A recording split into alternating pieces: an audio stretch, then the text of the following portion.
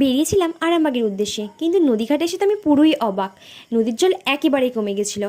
আবার দুদিন বৃষ্টিতে পুরো নদী ভরে গেছে, আর ঢালের অবস্থা বরাবরই খারাপ।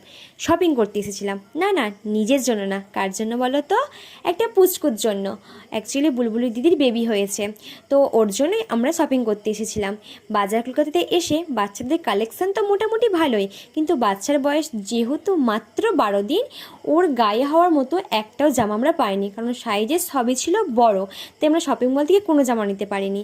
তাই রাস্তার ধারে আমরা যে দোকানে খোলা পেয়েছি সেখানেই ঢুকে বাচ্চার জন্য জামা খুঁজেছি, কারণ রবিবারে দেখছি বেশিরভাগ দোকানটাই বন্ধ, যেটা আমাদের জানা ছিল না। তো আমরা কি করেছি, যে দোকানগুলো খোলা পেয়েছি সেখানেই এসে বাচ্চার জন্য জামা খুঁজছি। আর প্রত্যেকটা দোকানে কী বলতো, কালেকশানগুলো একই। তোমরা যদি জেনে থাকো বাচ্চাদের জন্য কোন দোকানটা ভালো, অবশ্যই কমেন্ট করে জানিও। আমাদের তো জানা নেই। আর আমরা যেহেতু কোনো দোকান খোলা পাচ্ছিলাম না, এই দোকানটায় ঢুকলাম, মানে দোকানদারকে তুলে আমরা জামা কিনতে এসেছি।